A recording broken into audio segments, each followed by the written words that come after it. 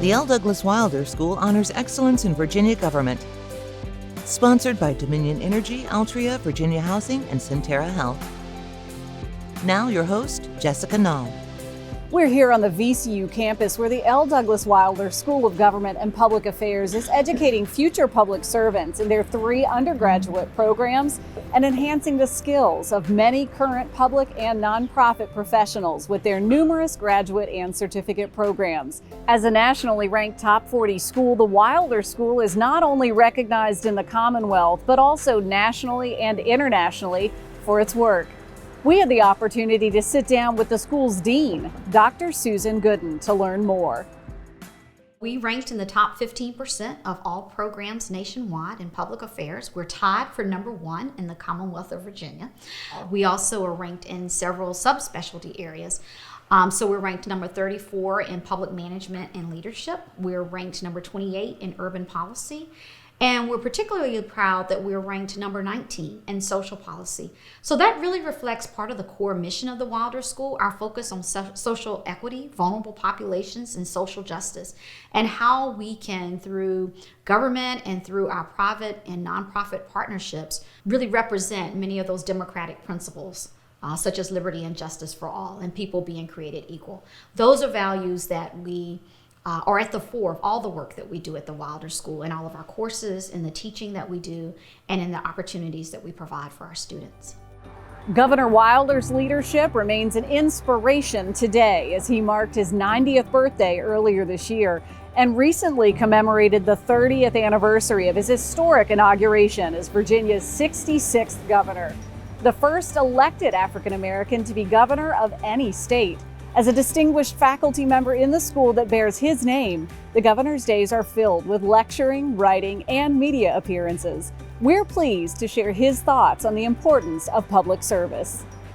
Continuing that pattern of representing the people and knowing what it means to be a part of governance for people, by people. One of the things that I'm rewarded by and with is the persons who finished the school, who've gone off into other areas, into business, into government, into politics, and they get a grounding here, particularly in this setting. We are in an urban setting, we are in the midst of, and we're in the capital city, which means so much that we can make certain that those persons who are here are trained and get an idea as to how government operates, and to critique it, to criticize it. And we do that at our school, to demand what's right and to criticize what's wrong. And we encourage our students to let no one give you no answer.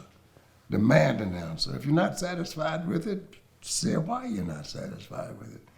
And so I think in today's world, particularly even in Virginia, we need leadership. And leadership is a tautology. It means to lead, not to follow. Not to have people respect you because of your position, but to respect you because of what you do and how you do what it is for the people. And that's why a school of government should be just that, a school of government of, for, and by the people. A hallmark of the VCU Wilder School is to recognize public service individuals and organizations, as well as their nonprofit and private sector partners, through the Excellence in Virginia Government Awards. Governor Wilder's leadership and public service were the inspiration for these awards, which recognize outstanding work at all levels of government and nonprofit work in Virginia. The first 2 Excellence in Virginia Government Award honorees have connections to VCU. Health Brigade, formerly the Fan Free Clinic, was started more than 50 years ago by a group of healthcare professionals from VCU. They are being recognized with the Community Enhancement Award. But first, we meet John Purnell, who led Friends Association for Children for more than 40 years, helping thousands of Richmond area children get a strong start in life. Purnell is receiving the Grace E. Harris Leadership Award, named for VCU's former provost and trailblazer, Dr. Grace Harris. The afternoon sounds echoing through the halls of Friends Association for Children are music to the ears of John Purnell Jr. As director of the Friends Association for more than 40 years, his vision, energy, and belief that all children and their families need the support and resources to succeed remains woven into the fabric of Friends. Well, Friends never leaves me, to be very honest. And, I am just so pleased to know that the agency continues to go.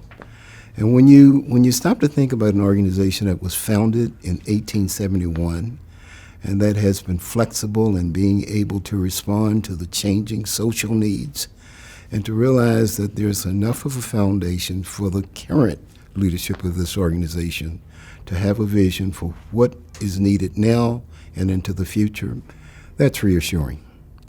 That's really reassuring. Friends not only provides critical pre-K programs, they also provide young people and their families services to help them develop skills to be successful at school, work, and at home. After retiring from Friends, he sought a new way to give back to the community. John saw firsthand the challenges of signing up for Medicare, so he enlisted the services of Senior Connections. He liked how they helped him and decided he wanted to do the same for other folks in his community and signed up to volunteer. Now, here he is again, lending his compassion to help other seniors navigate the complexities of the healthcare system. Like Grace Harris, John Purnell's life's work and leadership has affected thousands of young people and created a legacy of successful citizens whose path to success started spending time with Friends. Created more than 50 years ago as a small community clinic by a few medical professionals from VCU, Health Brigade has grown into a robust community healthcare provider, delivering primary care, mental health, and health outreach to more than 10,000 patients each year, many of them with nowhere else to go. Poverty is a big issue along the folks that we serve. And then you're talking about also racist structures and judgments on people's behavior. They might have illnesses because we've judged them to have that illness based on their behavior. And so Health Brigade, and formerly Fan Free Clinic, has always been committed to, we are a safe place, we do not judge you, we are here to help you maintain and reach your best health, whatever that is. The success of Health Brigade rides on many shoulders, nearly 500 of them in fact. Volunteers who have achieved professional success in healthcare and then lent their expertise to treat Health Brigade patients. That includes nurse practitioner, VCU professor, and researcher Joe Robbins. It's an excellent opportunity to give back to the community in meaningful ways that really do affect health and health outcomes. It creates for me the opportunity to have ongoing relationships with patients. Robbins takes a holistic and deeply compassionate approach to healthcare, a reflection of the Health Brigade philosophy. Inspiring work done by the Health Brigade and amazing service and leadership by John Purnell. When we come back, we'll talk with Dr. Bob Holsworth about creating the Excellence in Virginia Government Awards and his thoughts on celebrating public service.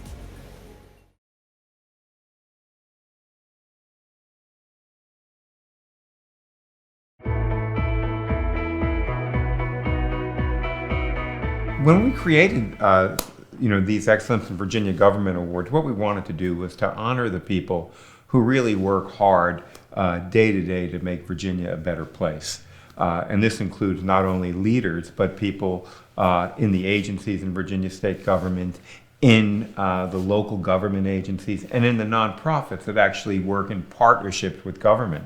So this year, for example, you see the Health Brigades that many of us used to know as the Fan Free Clinic that has helped to provide access to needed health care for Virginians and people in this region for decades now.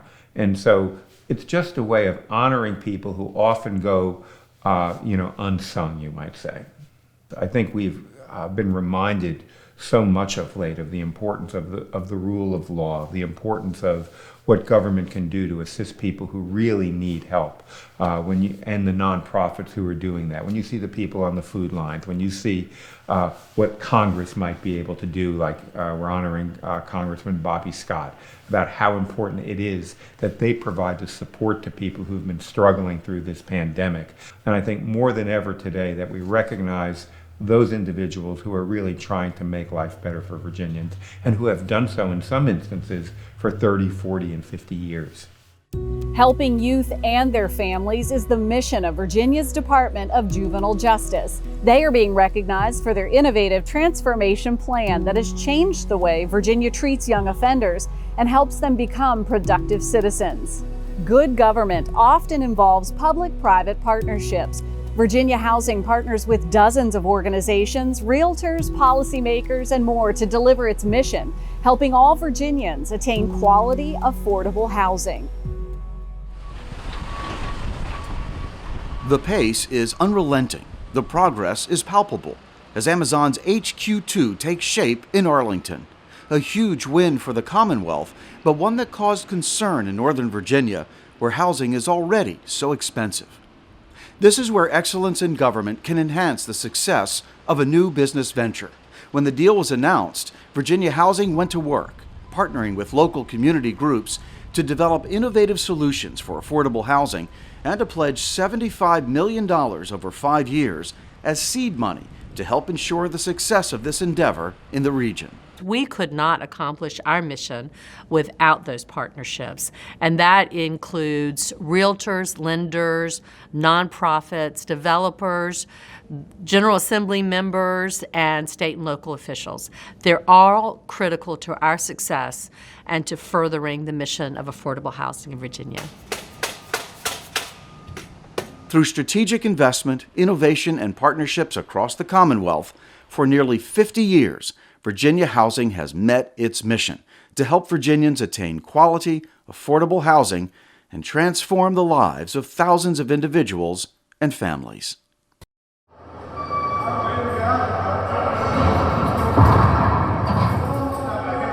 On any given day, nearly 50,000 young people in the United States find themselves incarcerated. Most of them are held in restrictive, correctional-style facilities after running afoul with the juvenile justice or criminal justice systems. In Virginia, much of that changed in 2014 with an innovative plan developed by the Secretary of Public Safety and Homeland Security and the Department of Juvenile Justice. The plan set the stage for a dramatic change in the way Virginia treats youthful offenders. It was a painful process in the beginning because we required people to change their thinking, change patterns of behavior and practices that we'd used for decades. A 30-year veteran of the juvenile justice system, Boykin says a key element to reform must include a focus on equity. Our population is largely African American and Latino. We have a great overrepresentation of those two populations, and so we want to make sure that our practices are fair and equitable in how we treat people and how we work with them. So it's not all about punishment. In many ways, it's really about being using a balanced approach with them. How do we hold them accountable while still teaching them skills and helping them become better citizens when they go back into their communities? The results of this innovative transformation over the past 6 years are indisputable. Fewer state-run youth correctional facilities, nearly half the number of youth housed in state facilities, a network of more than 150 community-based service providers, and most importantly, better outcomes and brighter futures for young people and their families. When we come back, we'll profile more award recipients, plus talk with Dean Gooden on the importance of Wilder School's contribution to Virginia public policy.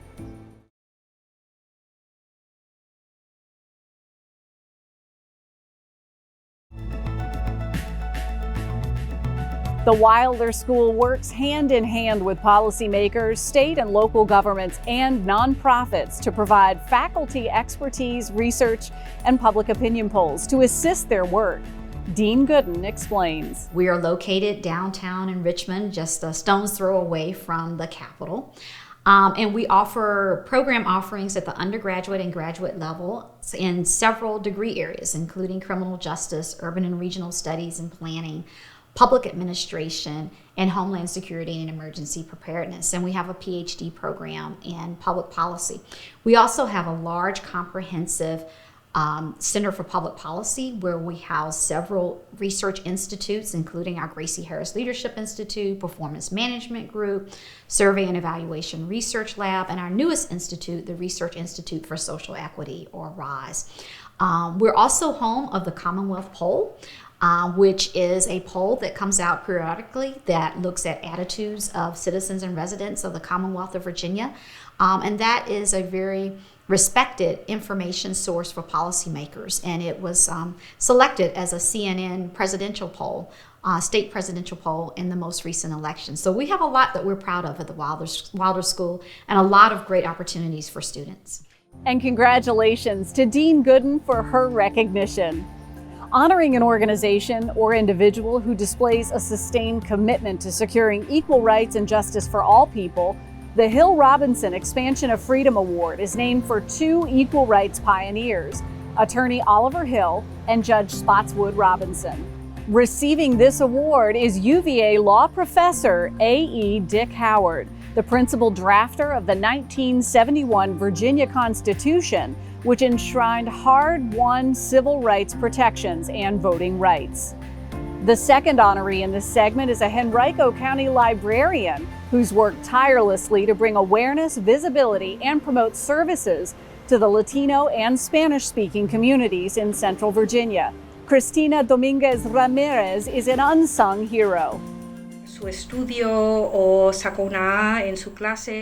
CRISTINA Dominguez Ramirez has a seemingly endless bounty of energy as she takes on the hero's job of getting more and more people to read. Her typical schedule includes being a full-time Henrico County librarian, hosting a monthly radio program, putting in hours of volunteer work, and serving on numerous community boards. CRISTINA's sense of service, her joy of learning, and her love of libraries is deeply rooted in her childhood. So I grew up in a home where both my parents taught, and education was a big deal. And so we would go to the library all the time. And my father just said one day, well, have you thought about being a librarian? And that was it. So the light bulbs went off. Despite that family tradition, there is nothing traditional about the way CRISTINA Ramirez approaches her work. She is on a never-ending search for new ways to connect Henrico County residents with the library. She believes a library must work diligently to serve all members of the community, and that its employees reflect that community. I think in Henrico we have 100 and something languages that are spoken, and I would just love to see more people join library staff, join all agencies, but join the library so that they can then turn around and help their communities. The magic of the written word has taken entire populations of people into new worlds that can help each library visitor create a better future for themselves.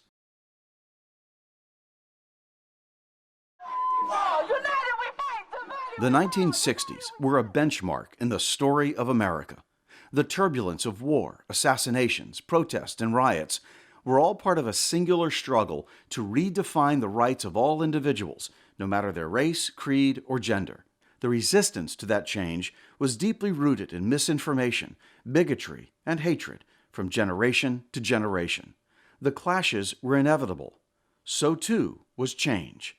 In the midst of all this turbulence, or perhaps because of it, Virginia Governor Mills Godwin realized Virginia needed its own transformation. Its current constitution, drafted in 1902, was a pantheon to white supremacy, holding back Virginia's educational and economic progress. It was a thoroughly racist constitution that was built on white supremacy, Anglo-Saxon superiority.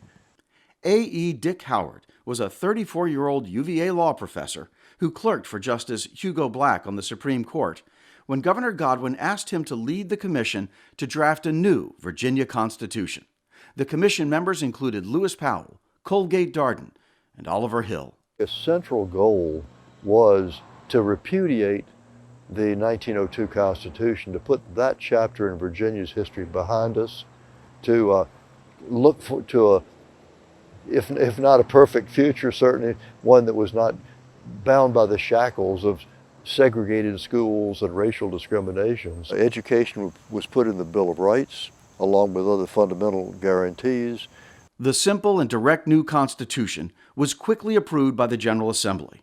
From there, Virginia's new governor, Linwood Holton, asked Professor Howard to sell it to Virginia voters. It worked. Virginia's Constitution was approved with 72% of the vote. And well into his 8th decade, Professor Howard has no intention of putting the brakes on teaching the next generation of constitutional scholars. At no point have I reached a plateau where I've said, I think I've done enough of it. But I just love my students. They're so engaging, and the conversations I have with them in the classroom and out is really part of the vitality of life for me. Thank you, Professor Howard and CRISTINA Ramirez, for the impact your work has had on the Commonwealth.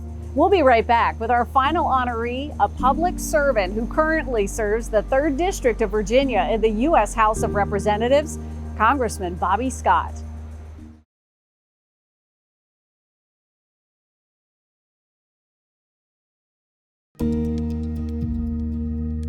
The final award this evening recognizes a Virginian whose career represents the highest values of public service and citizenship, and who has made a substantial contribution to the good of the Commonwealth. As the first African American elected to Congress from the Commonwealth since Reconstruction, Congressman Robert C. Bobby Scott has spent more than 4 decades in public service.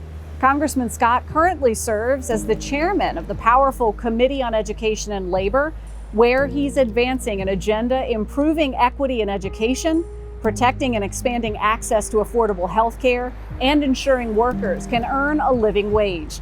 The VCU Wilder School honors Congressman Scott with the Lifetime Achievement Award. Well, I grew up in Newport News. We had segregated schools back at the time, and we knew that changes would have to happen, and that's why public policy comes in. All of my public policy life, we've been trying to make the changes necessary to make educational opportunities equal. I've done that in the General Assembly, the House of Delegates, the State Senate, now in Congress.